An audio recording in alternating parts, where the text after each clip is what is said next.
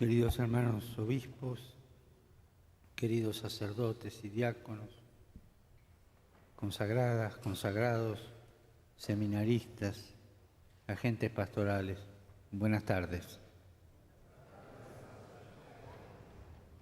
Agradezco a Monseñor Poisson las palabras de bienvenida que me ha dirigido.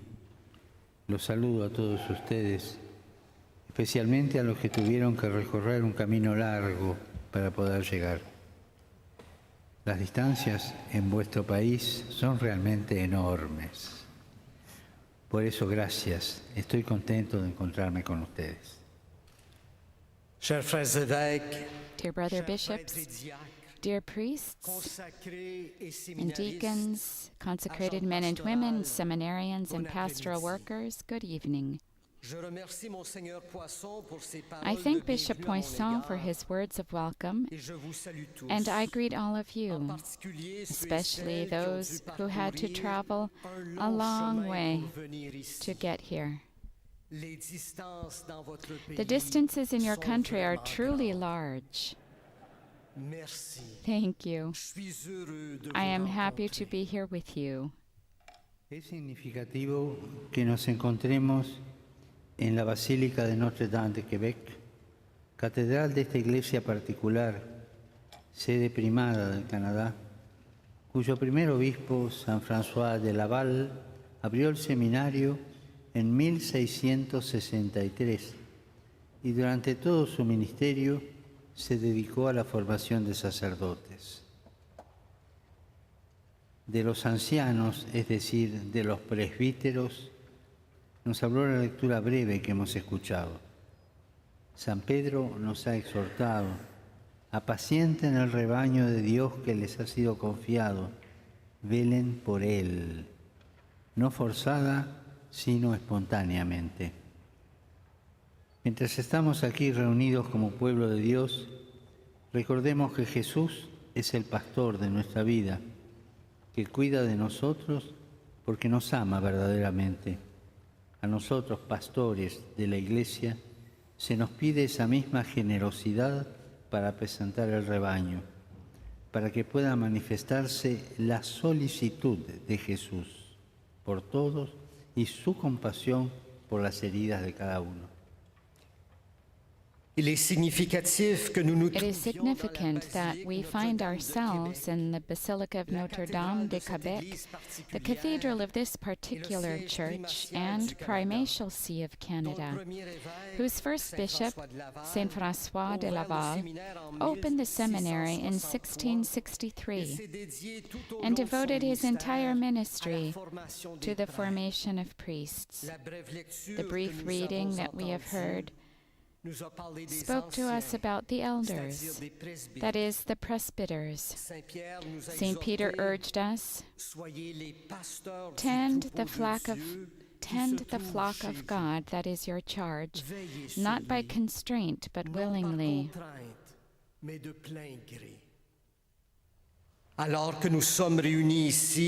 Gathered here as the people of God, let us remember that Jesus is the shepherd of our lives, who cares for us because he truly loves us. We, the church's pastors, are asked to show that same generosity in tending the flock, in order to manifest Jesus' concern for everyone and his compassion for the wounds of each. Y precisamente porque somos signos de Cristo, el apóstol Pedro nos exhorta: apacienten el rebaño, guíenlo, no dejen que se pierda mientras ustedes se ocupan de los propios asuntos. Cuídenlo con dedicación y ternura, y agrega, háganlo espontáneamente, no de manera forzada, no como un deber, no como religiosos asalariados o funcionarios de lo sagrado, sino con corazón de pastores, con entusiasmo. Si nosotros lo miramos a él, buen pastor, antes que a nosotros mismos, descubriremos que estamos custodiados con ternura y sentiremos la cercanía de Dios.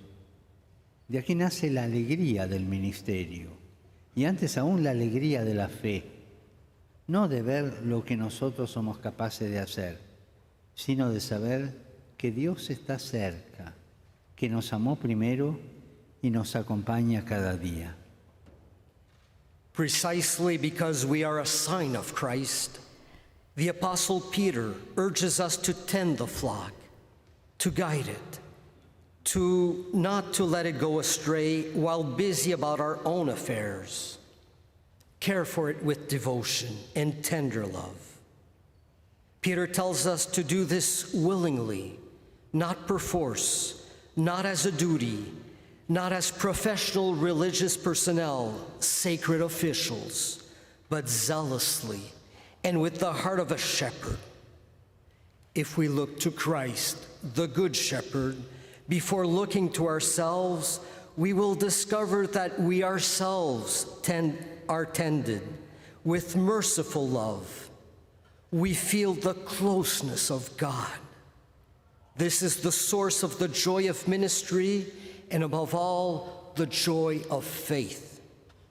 It is not about all the things that we can accomplish, but about knowing that God is ever close to us, that He loved us first, and that He accompanies us every day of our lives. Esta, hermanos y hermanas, es nuestra alegría. No es una alegría fácil, esa que a menudo nos propone el mundo, ilusionándonos con fuegos artificiales. Esta alegría no está ligada a riquezas y seguridades. Tampoco está ligada a la persuasión de que en la vida nos irá siempre bien, sin cruces ni problemas. La alegría cristiana, en cambio, está unida a una experiencia de paz que permanece en el corazón, incluso cuando estamos rodeados de pruebas y aflicciones, porque sabemos que no estamos solos, sino acompañados de un Dios que no es indiferente a nuestra suerte. Así como cuando el mar está agitado, que en la superficie aparece turbulento y en la profundidad permanece sereno y tranquilo. Esta es la alegría cristiana, un don gratuito, la certeza de sabernos amados, sostenidos, abrazados por Cristo en cada situación de la vida, porque es Él quien nos libera del egoísmo y del pecado, de la tristeza y de la soledad, del vacío interior y del miedo, dándonos una mirada nueva de la vida, una mirada nueva de la historia. Con Jesucristo siempre nace y renace la alegría. C'est cela, frères et sœurs, notre joie. Pas une joie bon marché. This, brothers and sisters, is our joy. Nor is it a cheap joy like the one that the world sometimes proposes, dazzling us with fireworks. It is not about wealth, comfort, or security. It does not even try to persuade us that life will always be good, without crosses and problems. Christian joy is about the experience of a peace that remains in our hearts, even when we are pelted by trials and afflictions. For then we know that we are not alone, but accompanied by a God who is not indifferent to our lot. When seas are rough, the storm is always on the surface, but the depths remain calm and peaceful. This is also true of Christian joy. It is a free gift, the certainty of knowing that we are loved, sustained, and embraced by Christ in every situation in life. He is the one who frees us from selfishness and sin, from the sadness of solitude, from inner emptiness and fear, and gives us a new look at life and history. With Christ, joy is constantly born anew. Entonces sí, podemos preguntarnos, ¿cómo va nuestra alegría? ¿Cómo va mi alegría? Nuestra Iglesia expresa la alegría del Evangelio.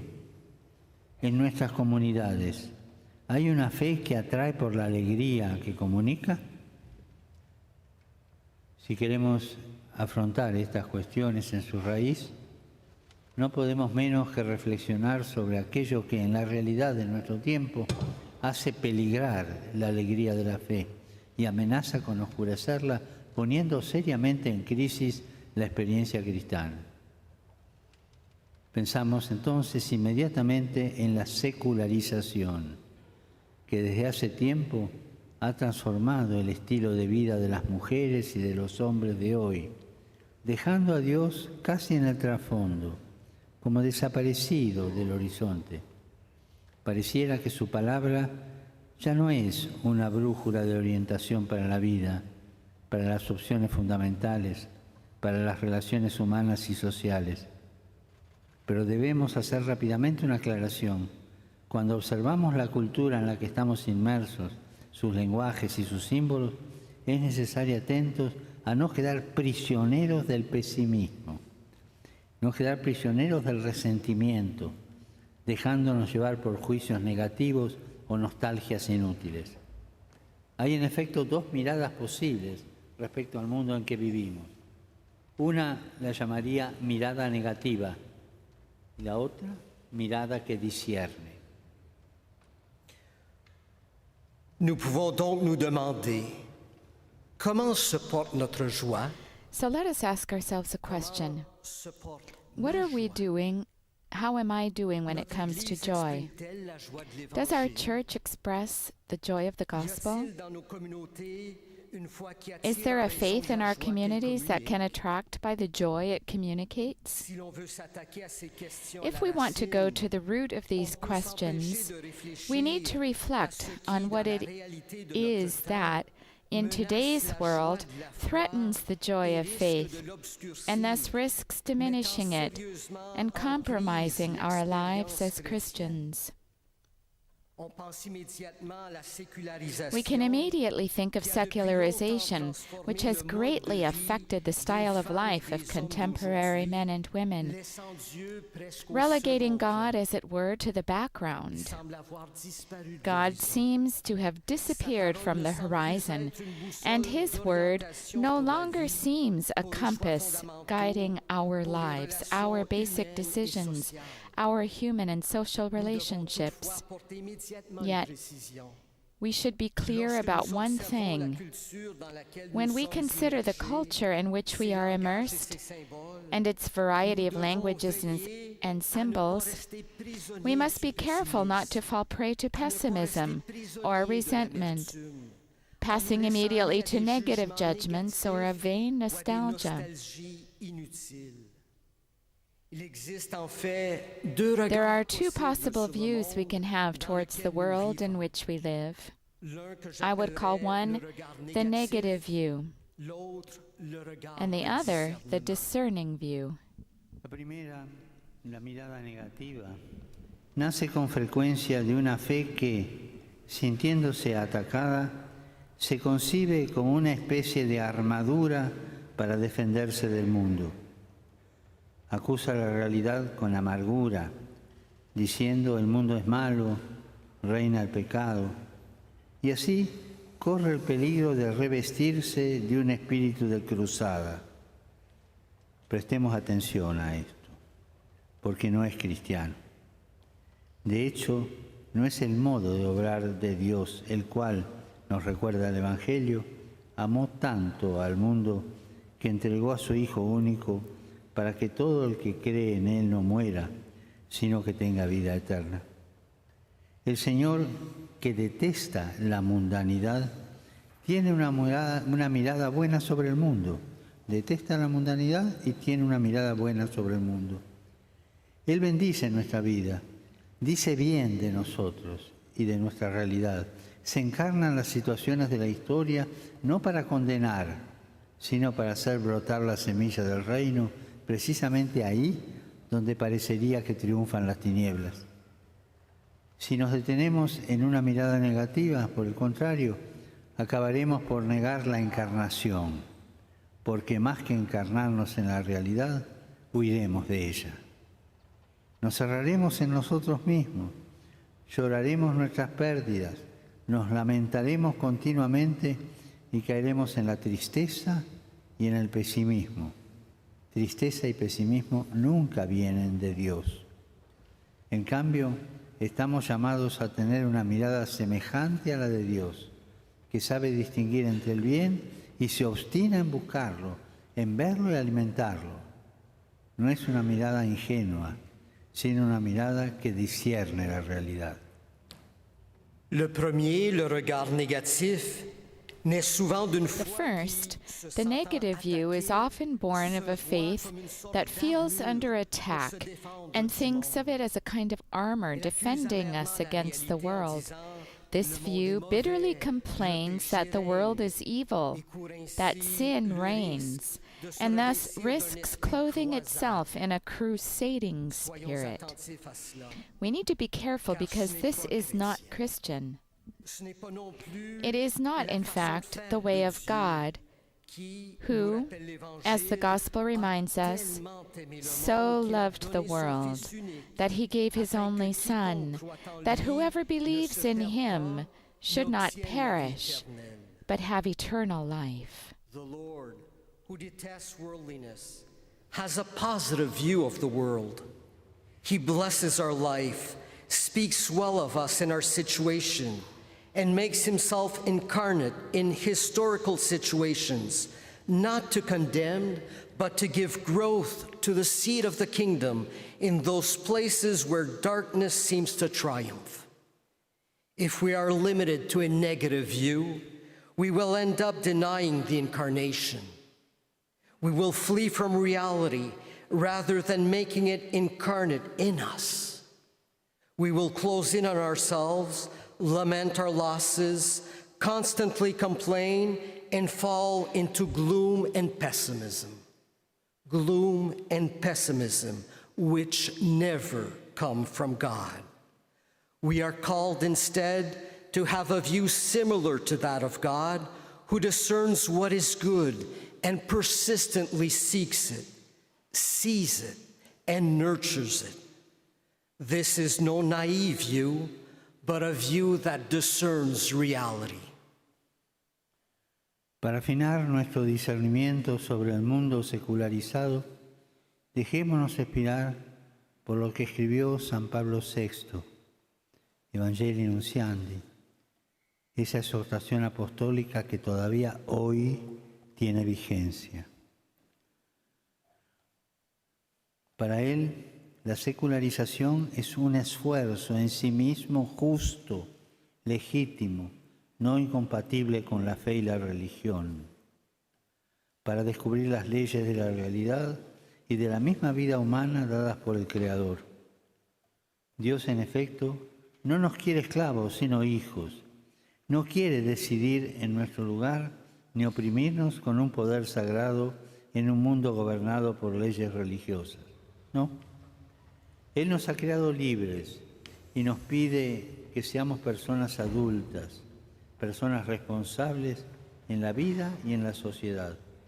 Otra cosa distinguía San Pablo VI es el secularismo, una concepción de vida que separa totalmente del vínculo con el Creador, de modo que se vuelve superfluo y hasta un obstáculo, y se generan nuevas formas de ateísmo, sutiles y variadas, una civilización del consumo, el hedonismo erigido en valor supremo, una voluntad de poder y de dominio, de discriminaciones de todo género. A nosotros, como Iglesia, sobre todo como pastores del pueblo de Dios,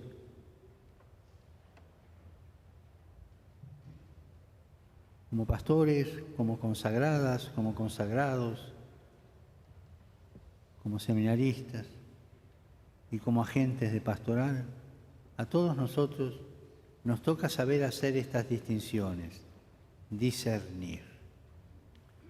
Si cedemos a la mirada negativa y juzgamos de modo superficial, corremos el riesgo de transmitir un mensaje equivocado, como si detrás de la crítica sobre la secularización estuviera, por parte nuestra, la nostalgia de un mundo sacralizado, de una sociedad de otros tiempos en la que la Iglesia y sus ministros tenían más poder y relevancia social.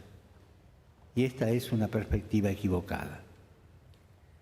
Pour affiner notre discernement sur le monde sécularisé, In order to refine our discernment of the secularized world, let us draw inspiration from St. Paul VI from Evangelii Nuntiandi, from his apostolic exhortation, which is still relevant today, who saw secularization as the effort in itself just and legitimate, and in no way incompatible with faith or religion. To discover the laws governing reality and human life implanted by the Creator, God does not want us to be slaves, but sons and daughters. He does not want to make decisions for us or oppress us with a sacral power exercised in a world governed by religious laws. No. He created us to be free, and He asks us to be mature and responsible persons in life and in society. St. Paul VI distinguished secularization from secularism, a concept of life that totally separates a link with the Creator, so that God becomes superfluous and an encumbrance, and generates subtle and diverse new forms of atheism, a consumer society, the pursuit of pleasure set up as the supreme value, a desire for power and domination, and discrimination of every kind. We, as Church, and above all as shepherds of God's people, and as consecrated persons, deacons, seminarians, and pastoral workers, it is up to us to make these distinctions, to make this discernment.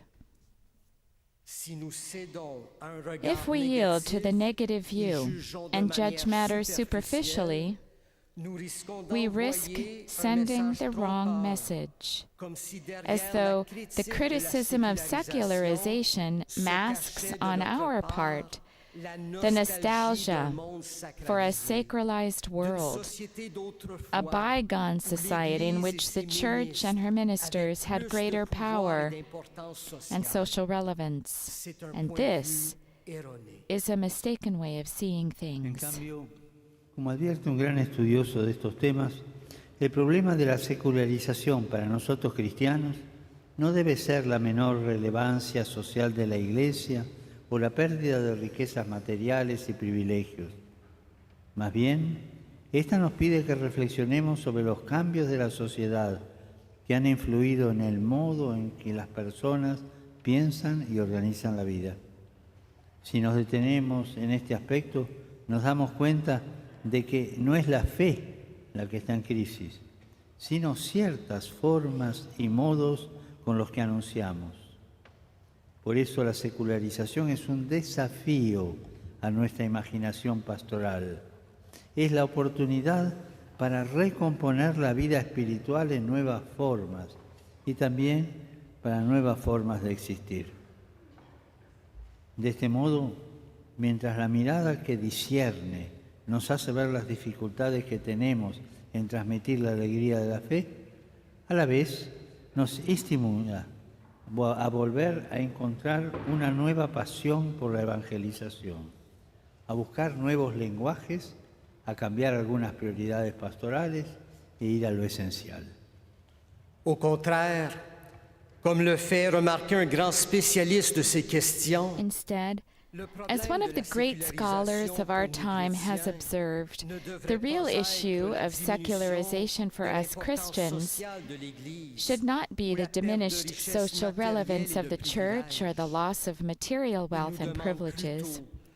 Rather, secularization demands that we reflect on the changes in society that have influenced the way in which people think about and organize their lives.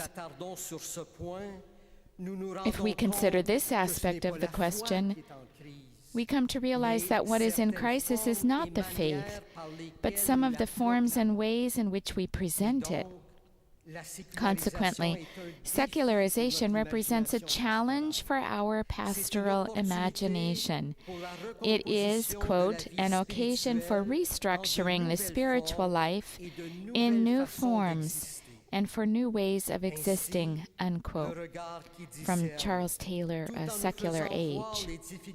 In this way, a discerning view, while acknowledging the difficulties we face in communicating the joy of the faith, motivates us to develop a new passion for evangelization, to look for new languages and forms of expression, to change certain pastoral priorities and to focus on the essentials.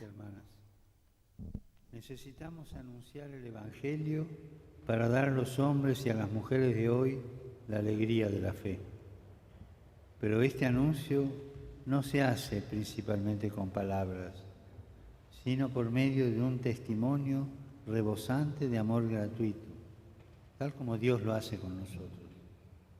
Es un anuncio que pide encarnarse en un estilo de vida personal, eclesial, que pueda reavivar el deseo del Señor, infundir esperanza, transmitir confianza y credibilidad.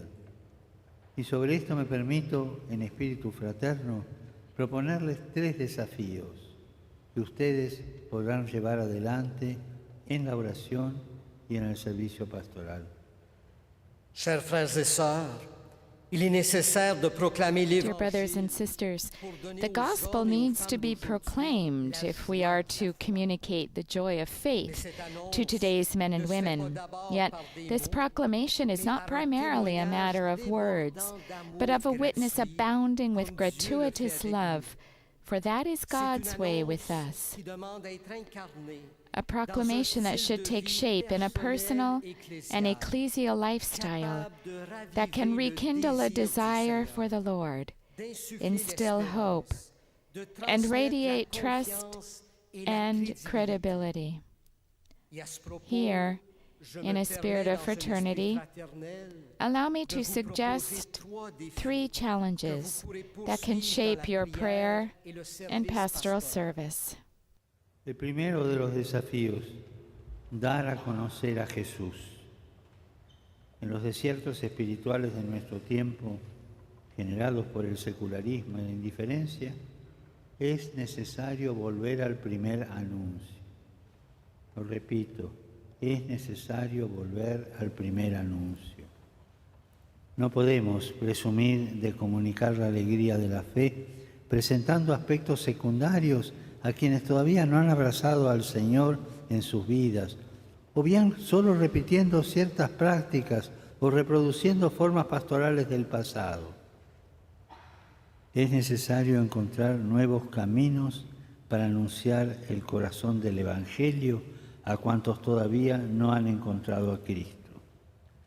Y esto presupone una creatividad pastoral para llegar a las personas allá donde viven, no esperando que vengan, allá donde viven, descubriendo ocasiones de escucha, de diálogo, de encuentro.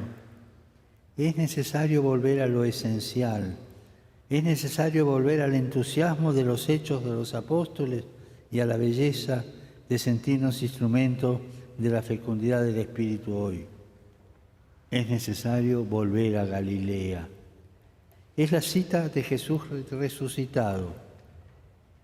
Que vayan a Galilea, para, permítaseme la palabra, recomenzar después del fracaso.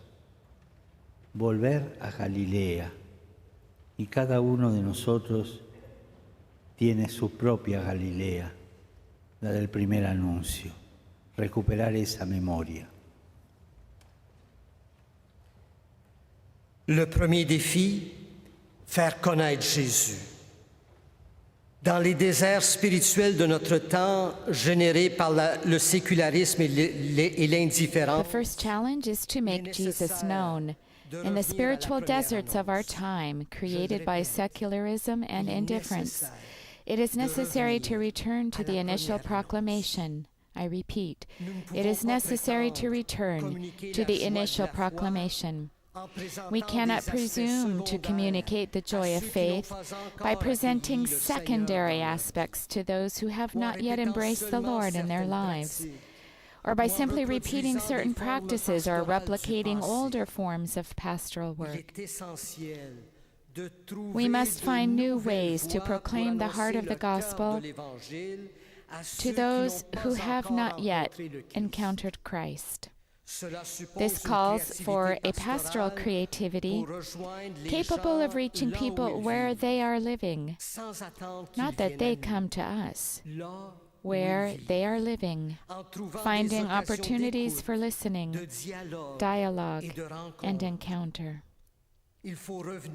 We need to return to the simplicity and enthusiasm of the Acts of the Apostles, to the beauty of realizing that we are instruments of the Spirit's fruitfulness today. It is necessary to return to Galilee, to meet the risen Lord. Revenir en Galilée, To return to Galilee, après l'échec. Chacun and each one of us has his or her own Galilee de la première rencontre. of the first proclamation, the first Revenir en encounter. Galilée, c'est cela. We need to recuperate that memory. Pero para anunciar el Evangelio también es necesario ser creíbles. Y este es el segundo desafío, el testimonio.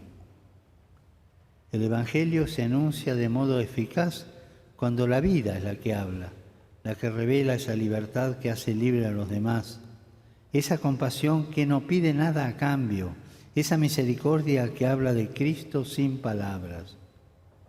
La Iglesia en Canadá, después de haber sido herida y desolada por el mal que perpetraron algunos de sus hijos, ha comenzado un nuevo camino. Pienso en particular en los abusos sexuales cometidos contra menores y personas vulnerables, crímenes que requieren acciones fuertes y una lucha irreversible. Yo quisiera, junto con ustedes, pedir nuevamente perdón a todas las víctimas. El dolor y la vergüenza que experimentamos debe ser ocasión de conversión, nunca más. Y pensando en el camino de sanación y reconciliación con los hermanos y las hermanas indígenas, que la comunidad cristiana no se deje contaminar nunca más por la idea de que existe una cultura superior a otras y que es legítimo usar medios de coacción contra los demás. Recuperemos el ardor misionero de vuestro primer obispo, San François de Laval, que se enfrentó contra todos los que degradaban a los indígenas, induciéndolos a consumir bebidas para engañarlos. No permitamos que ninguna ideología enajene y confunda los estilos y las formas de vida de nuestros pueblos para intentar doblegarlos y dominarlos. Que los nuevos progresos de la humanidad sean asimilables en su identidad cultural con la clave de la cultura. Mais pour annoncer l'Évangile, il faut être crédible. Voici le second défi. In order to proclaim the gospel, however, we must also be credible. Here is the second challenge, witness. The gospel is preached effectively when life itself speaks and reveals the freedom that sets others free, the compassion that asks for nothing in return, the mercy that speaks of Christ without using words. The Church in Canada has set out on a new path after being hurt and devastated by the evil perpetrated by some of its sons and daughters. I think in particular of the sexual abuse of minors and vulnerable people, crimes that require firm action and an irreversible commitment. Together with you, I would like once more to ask forgiveness of all the victims. The pain and the shame we feel must become an occasion for conversion, never again. and thinking about the process of healing and reconciliation with our indigenous brothers and sisters. Never again can the Christian community allow itself to be infected by the idea that one culture is superior to others, or that it is legitimate to employ ways of coercing others. Let us recover the missionary zeal of your first bishop, Saint François de Laval, who railed against those who demeaned the indigenous people by inducing them to imbibe strong drink in order then to cheat them. Let us not allow any ideology to alienate or mislead the customs and ways of life of our people as a means of subduing them or controlling them. Puissent être assimilés par une identité culturelle avec la clé de leur culture. Pero para acabar con esta cultura de la exclusión, es necesario que empecemos nosotros, los pastores, que no se sientan superiores a los hermanos y a las hermanas del pueblo de Dios. No. Que los consagrados vivan la fraternidad y la libertad de la obediencia en comunidad.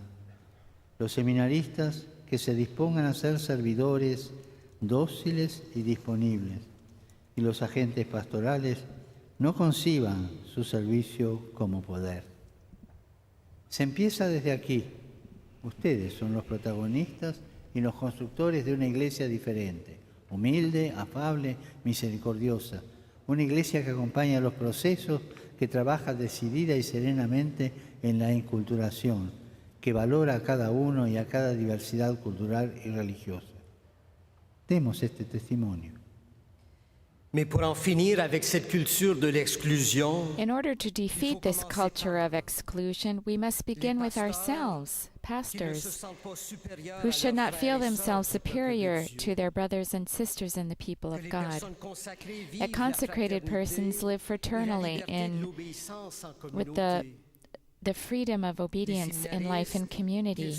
That seminarians prepare themselves to become docile servants, docile and available servants, and that pastoral workers who should not understand service as power. This is where we must start. You are key figures and builders of a different church, humble, meek, merciful, a church that accompanies processes, labors decisively and serenely in the service of inculturation, that shows respect for each individual and for every cultural and religious difference. Let us offer this witness. Por último, el tercer desafío, la fraternidad. Primero, dar a conocer a Jesús. Segundo, el testimonio. Tercero, la fraternidad. La Iglesia será testigo creíble del Evangelio cuando sus miembros vivan más la comunión, creando ocasiones y espacios para que quienes se acerquen a la fe encuentren una comunidad acogedora, que sabe escuchar, que sabe entrar en diálogo, que promueve un buen nivel de relaciones. Así decía vuestro santo obispo a los misioneros. A menudo una palabra amarga, una falta de paciencia, un rostro que rechaza, destruirán en un momento lo que se había construido en mucho tiempo. enfin, le troisième défi. Finally, the third challenge, fraternity. The first challenge, to make Christ known. The second, witness. The third, fraternity. The Church will be a credible witness to the gospel the more its members embody communion, creating opportunities and situations that enable all those who approach the faith to encounter a welcoming community, one capable of listening and entering into dialogue and promoting quality relationships. This is what Saint François de Laval told the missionaries. Often, a word of bitterness, an impatient gesture, an irksome look will destroy in a moment what had taken a long time to accomplish. Se trata de vivir una comunidad cristiana que se convierte de este modo en escuela de humanidad, donde aprender a quererse como hermanos y hermanas, dispuestos a trabajar juntos por el bien común. De hecho, en el centro del anuncio evangélico está el amor de Dios que transforma y hace capaces de comunión con todos y de servicio a todos. Un teólogo de esta tierra escribió: el amor que Dios nos da desborda en un amor que es el que impulsa al buen samaritano a detenerse y hacerse cargo del viajero asaltado por los ladrones. Es un amor que no tiene fronteras, que busca el reino de Dios, que es universal. Fin de la cita. La Iglesia está llamada a encarnar este amor sin fronteras para construir el sueño que Dios tiene para la humanidad, que todos seamos hermanos. Preguntémonos, ¿cómo va la fraternidad entre nosotros? Los obispos entre ellos, los obispos con los sacerdotes entre ellos, los sacerdotes con el pueblo de Dios. ¿Somos hermanos o rivales divididos en partidos? ¿Y cómo están nuestras relaciones con los que no son de los nuestros, con los que no creen, con los que tienen tradiciones y costumbres diferentes? Este es el camino, promover relaciones de fraternidad con todos, con los hermanos y las hermanas indígenas, con cada hermana y hermano que encontramos, porque en el rostro de cada uno se refleja la presencia de Dios. Il s'agit de vivre une communauté chrétienne qui devient ainsi une We are talking about living in a Christian community that in this way becomes a school of humanity, where all can learn to love one another as brothers and sisters, ready to work together for the common good. Indeed, at the heart of the preaching of the gospel is God's love, which transforms us and makes us capable of communion with all and service to all. As a Canadian theologian has written, the love that God gives us overflows into love. It is a love that prompts the Good Samaritan to stop and take care of the traveler attacked by thieves. It is a love that has no borders, that seeks the kingdom of God, and this kingdom is universal. That's a quote from Bernard Lonergan. The Church is called to embody this love without borders in order to realize the dream that God has for humanity, for us to be brothers and sisters. Let us ask ourselves, how are we doing when it comes to practical fraternity among us? Bishops among themselves, bishops with their priests, priests among themselves and with the people of God. Are we brothers or competitors split into parties?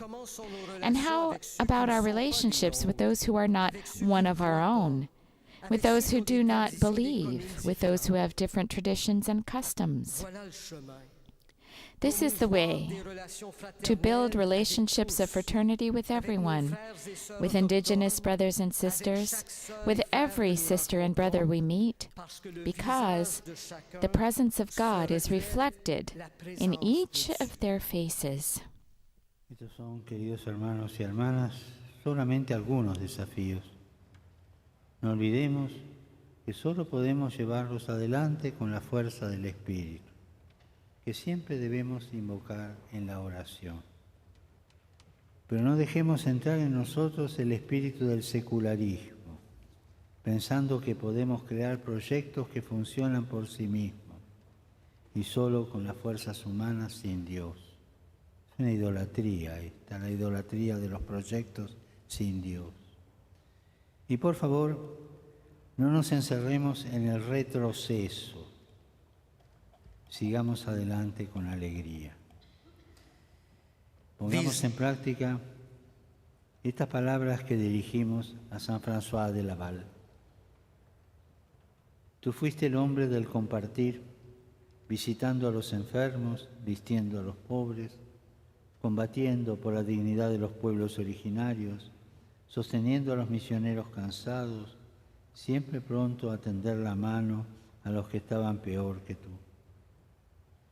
¿Cuántas veces tus proyectos fueron destrozados, pero siempre tú los pusiste de nuevo en pie? Tú habías entendido que la obra de Dios no es de piedra y que en esta tierra de desánimo era necesario un constructor de esperanza. Les agradezco todo lo que hacen. Los bendigo de corazón. Y por favor, sigan rezando por mí. These are just a few of the challenges. Let us not forget that These brothers and sisters are just a few of the Spirit, whom we must always invoke in prayer. Let us not allow the spirit of secularism to enter our midst, thinking that we can create plans that work automatically and by human effort alone, apart from God, in the idolatry of projects. And please, let us not close ourselves off by looking back. Let us press forward with joy. Mettons en pratique ces paroles que nous adressons à Saint François. Let us put into practice these words that we now address Sois l'homme du partage, from Saint François de Laval, habillant les pauvres. or we address to Saint François de Laval. You were a man for others who visited the sick, clothed the poor, defended the dignity of original peoples, supported the strenuous efforts of the missionaries, ever ready to reach out a hand to those worse off than yourself. How many times were your projects frustrated? Each time, however, you took them up again. You understood that God does not build in stone, and that in this land of discouragement there was a need for a builder of hope. I thank you for everything you do, and I bless you from my heart. Please continue to pray for me.